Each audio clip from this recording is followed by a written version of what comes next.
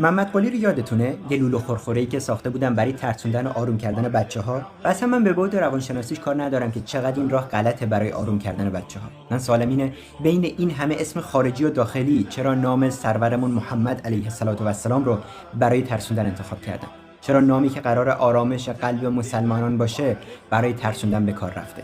این همه چهره و جانور واقعی و فانتزی، چرا ظاهر این محمد قلی مثل یه مسلمان خاورمیانه‌ایه و ریش اسلامی داره؟ آیا غیر اینه که در پشت پرده همه اینها برای بدجلوه دادن رسول الله علیه السلام برای کودکان و نسل آینده مسلمانانه؟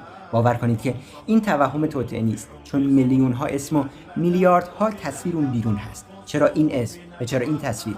مشکل اینه که ببخشید ما مسلمان ها خیلی ساده ایم و با هر موجی که بیاد اعتقاداتمون و احساساتمون به بازی گرفته میشه. اینو بفرستید برای همه و همه جا پخش کنید تا با آگاه شدن دیگه چنین بازی رو با ما و اعتقاداتمون نکنن.